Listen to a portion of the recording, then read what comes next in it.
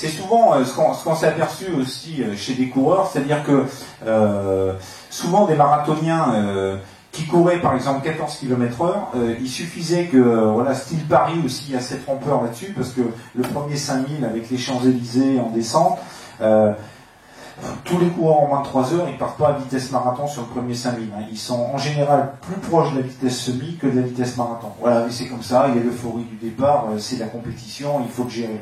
Il faut gérer ça. Et ça, il faut être capable, d'un point de vue physiologique, il faut être capable de l'encaisser aussi. C'est-à-dire qu'à un moment, voilà, ça aussi, ça se gère. Et c'est pas parce que à un moment, au lieu de courir à 14, je vais courir à 15,5, voire 15, que derrière, il ne faut pas que j'arrive à récupérer. Et ça, c'est extrêmement important. Donc là aussi, ben là, c'est ce que je vous explique. Hein. Ça, c'est la séance qui a été faite la semaine dernière. Voilà, sur une...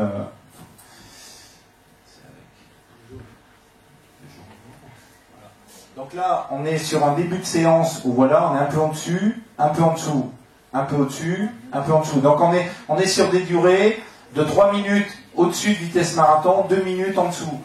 Voilà. Et là, on s'aperçoit que, bon, en gros, il a fait 6 km de séance. Hein. Là, il est en plan foncier. Bon, il est en plan préparation. C'était simplement pour valider. Bon, on s'aperçoit que autour de sa vitesse marathon, donc autour, là, il est plutôt sur ces parties-là, un peu au-dessus. Il a 14,5 et là, il est à 13,5. Bon, il n'est pas préparé pour le marathon, hein, je vous le dis, parce que regardez, déjà au bout du 3e kilomètre, on arrive déjà à une dérive de la fréquence cardiaque. Là, ça redescend, mais ça redescend plus trop. Et puis déjà, le dernier bloc, vous voyez, là, ça commence à remonter. Et ça recommence à remonter déjà dangereusement au bout de 15-20 minutes de durée. Et lui m'a dit, ouais, bon, bah là, tu vois, même 14 à l'heure, je me sens que là, tout de suite, sur le marathon, je ne les tiens pas. Donc là, ce type de séance-là, par rapport à ce moment de la saison, ça va me servir de repère pour savoir où il en est en ce moment. Et quand on va attaquer la préparation pour Paris, février, mars, quand on va refaire ce type de séance sur des variations qui seront peut-être un peu différentes, mais surtout beaucoup plus longues dans le temps, là, ce sera à titre comparatif pour juger de l'avancée de son début de forme. Alors les séances coups, telles que je vous ai dit, ce que j'appelle les séances coups, avec le travail de côte, foulée bondissante, montée d'escalier et le travail sur le plat, relâchement de la foulée. Là, nous en ce moment, voilà, on est sur une séance par semaine. Début de la prépa générale, moi par exemple, j'ai fait le Médoc, voilà, il y a 1 an et demi, juste pour me faire plaisir. N'empêche que pour le Médoc, même si c'est un marathon particulier, moi j'en ai fait ce type de séance jusqu'à 4 semaines du Médoc. Et là, pour Paris, les gens que je vais entraîner au marathon de printemps, jusqu'à 4 semaines du jour J, on va continuer à faire une séance type coup, là, telle que je l'appelle séance coup. Donc voilà, une fois par semaine. Alors après, voilà, ce que je voulais dire, c'est qu'après, bien sûr, à 4 semaines, il ne s'agit plus de refaire des côtes, et voilà, qui est assez dur d'un point de vue musculaire. Après, l'objectif, c'est le marathon, et 4 semaines, c'est vraiment un maximum. Voilà, maximum. Si vous avez un doute, vous arrêtez à 5 semaines. Mais 4 semaines, c'est le dernier délai. Et la séance type VO2, en préparation générale, c'est vraiment l'impact VO2 maximum. Donc, c'est-à-dire que être sur des séances pour être à au-dessus de 90% de FC max. Et quand on est sur des préparations, donc ça c'est vraiment en préparation générale. Et dès qu'on arrive sur la préparation spécifique, on va plus travailler sur des séances que je vous ai montré avant, sur des séances VO2 spécifiques marathon. Je vous ai dit un peu au-dessus, un peu en dessous. Voilà. Voilà, j'en ai terminé.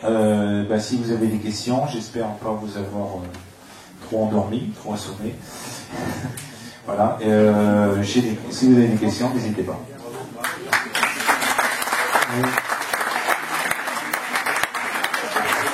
Bon, pour les questions, on a un petit problème avec le micro sans fil, le micro HF. Donc on va vous demander de parler à haute et intelligible voix pour poser vos questions à Jean-Pierre et à Bernard. Qui commence? Vas-y. Parle fort, alors, peut-être. Parle fort, oui.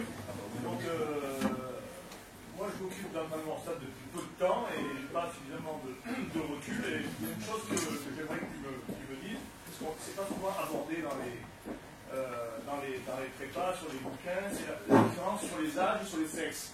Est-ce qu'il n'y a aucune différence entre un entraînement pour une fille et un garçon et, pour mélanger ça aussi, un jeune senior par exemple et un V2 ou une fin de V1 ou un début de V2, est-ce qu'il y a des choses fondamentalement qui changent? Et ça on n'en parle pas trop souvent, et, parce qu'il y a des impacts peut-être sur la musculature, sur... voilà. Donc quel est ta... Tu vas avoir 2 réponses. Bien. Qu'est-ce qui commence? Parce que je parle de cette question-là parce que souvent on s'adresse à des seniors, à des gens qui sont en devenir, et par ces temps dans nos clubs on a quand même un faciès de gens qui sont plus V1 d'un niveau moyen. Hein. D'accord. Non mais la question est très pertinente. Je laisserai Bernard répondre au niveau féminin parce que lui a eu beaucoup plus d'expérience sur ce point-là. Moi, je répondrai qu'effectivement, il y a aussi un autre élément qui rentre en ligne de compte. Il y a l'âge et il y a aussi la maturité du marathonien. C'est-à-dire que si vous avez un débutant qui arrive, même très doué, hein, moi j'en ai eu, qui arrive et puis voilà, 3 mois de course à pied, je veux faire un marathon. Et je vais pas avoir après le même, effectivement, la même façon de l'aborder que quelqu'un qui déjà a sa 3, 5e ou 10e année de marathon. Donc il y a aussi l'expérience. On peut appeler ça l'expérience, j'appelle ça la maturité. Et effectivement, entre un marathonien jeune et un marathonien V2, c'est évident que par exemple sur l'histoire de coups et sur l'histoire des séances de côte, un marathonien plus âgé, je fais faire les côtes, je fais pas faire les foulées bondissantes, et je fais faire par exemple les escaliers, voilà. J'essaye d'aménager, effectivement, qu'il y a une planification dans l'entraînement qui est différente. Mais de toute façon, la planification, au bout d'un moment, je sais bien que je vais dire, c'est le rêve, ça, c'est le rêve. Mais la préparation, elle doit être individualisée au maximum. Alors, c'est pas facile, hein. Attention, je vous dis, dans les clubs, une fois quand je vois le nombre de personnes que vous avez, je dis, vous êtes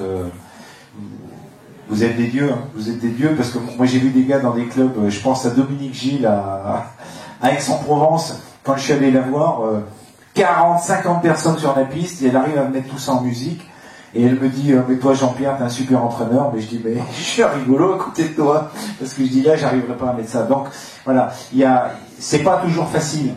Ce qu'il faut, c'est que, il faut comprendre, il n'y a pas de recette miracle.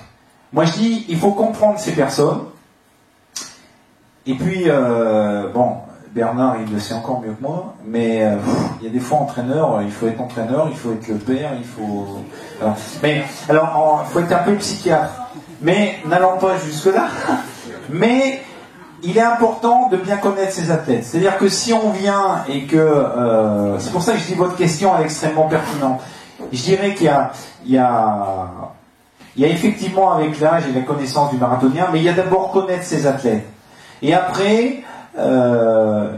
c'est le but de ma venue ce soir, c'est que vous donnez de l'information. Et après, c'est à vous, voilà, moi, toutes les personnes que j'ai eues avec Bernard, même avec Jean-Marc, on a beaucoup échangé là-dessus, et c'est vraiment enrichir son bagage, connaître ses athlètes, voilà. Entraîneur, il faut, j'aime pas dire ce mot, mais faites un peu maquignon, hein, faut un peu sentir la bête, hein, il y a des fois, faut un peu y freiner, puis il y a des fois, il faut un peu y rebooster, quoi.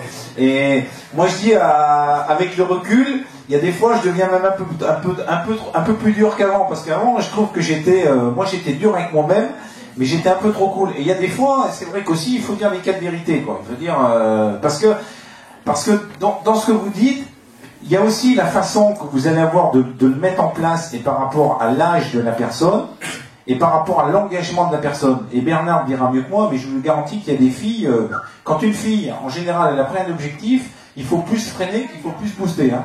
Parce que les filles, c'est... Enfin, je veux pas faire de généralité, mais des fois, c'est plus volontaire que les gars. Et des fois, il faut plus freiner.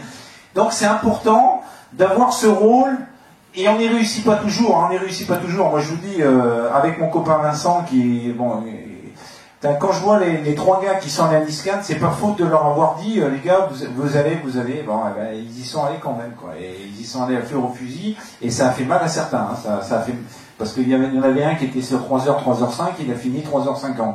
Donc ça a fait très mal. Mais, voilà, c'est aussi la dure loi du marathon, et que dans cette notion-là, je dirais, voilà, il faut se faire son expérience, et moi, je dis, que effectivement il y a des choses suivant l'âge et suivant mais suivant la personnalité de la personne que je fais faire à certaines et que je fais pas faire à d'autres. Ouais, c'est sûr. Et Bernard, si tu veux rajouter sur je vais rajouter pas grand chose parce que tu as dit l'essentiel sur la question d'âge. Je pense que effectivement, comme l'a dit Jean-Pierre, il faut voir le passé de l'athlète. C'est-à-dire que si vous avez un gars qui arrive à 50 ans pour courir, tout ce qui est traumatisant, c'est à barrer tout de suite. Hein, on met la croix dessus, c'est-à-dire que les foulées bondissantes, comme l'a dit Jean-Pierre, on n'en fait pas. Si c'est quelqu'un qui en fait depuis une formation athlétique jeune, pourquoi pas continuer à en faire, mais si ça doit s'aborder, je dirais après 40 ans, c'est pas la peine. Il vaut mieux se contenter de faire des choses qui ne sont pas traumatisantes. Le but du jeu, c'est quand même que les athlètes que vous entraînez ne se blessent pas pour faire la performance. C'est la première chose, il ne faut pas qu'ils se blessent. Si vous leur faites faire des choses qu'ils n'ont pas l'habitude de faire, c'est automatiquement un peu traumatisant. Si en plus c'est un peu cassant, et les foulées bondissantes c'est typique, pour se péter le dos il n'y a pas mieux, si c'est mal fait, vous allez au clash, c'est obligatoire. Par contre, pour ce qui est entre garçons et filles, au niveau sexe, moi j'ai jamais fait de différence sur le plan de la qualité et de la quantité. Il n'y a pas de raison que parce que c'est une fille, elle en fasse moins ou elle aille moins vite. Donc par rapport à son objectif, elle travaille comme un garçon à 100%. Et comme l'a dit Jean-Pierre, il faut plutôt les freiner.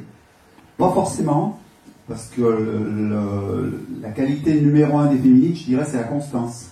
Hein, c'est-à-dire qu'elles sont toujours à l'entraînement, c'est rare qu'elles ne soient pas là.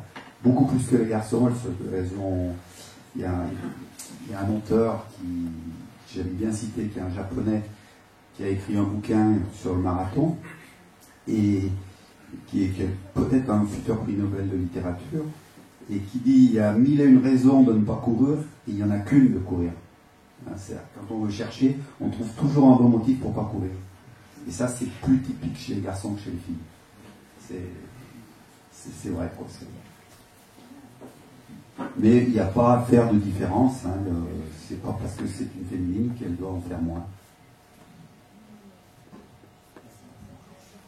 Oui. Oui, allez-y. Ah, mais c'est... C'est moi. Marielle. Je voudrais vous demander, qu'est-ce que vous pensez pour une préparation de marathon, de faire du vélo aussi. Qu'est-ce que vous pensez, le vélo au course à pied? Oui, je l'ai fait, moi, à la fin, pour préparer le médoc, parce que bon, j'ai plus les jambes. Donc, j'avais besoin un peu plus récupérer. Bon, je me connaissais bien, mais oui, alors moi, le seul bémol que je mets, c'est, comme le dit Bernard, pour les foulées bondissantes, c'est que si vous commencez à dire, bon, je vais faire du marathon, et voilà, et dans ma préparation, je vais faire du vélo, si avant, j'ai jamais fait de vélo, et que je me mets à dire, je vais faire 2 heures ou 3 heures de vélo, ça va casser aussi, quoi. Donc, dans tous ces apports nouveaux, je dis pourquoi pas. Le vélo est un complément indéniable, comme le peut être la natation. Sauf que voilà, si on doit mettre ça en place pour différentes raisons, parce que ça peut être aussi d'ordre familial ou d'ordre matériel. Voilà, moi pour faire mes séances, j'ai qu'un seul endroit où c'est métré qui me va bien, mais si à chaque fois il faut que je prenne la voiture, il faut que je fasse 20 minutes de voiture, alors que je prends mon vélo, je sorte chez moi et voilà, c'est un peu le cas à dire, hein, il n'y a pas forcément une piste, voilà, donc lui il est habitué à courir, moi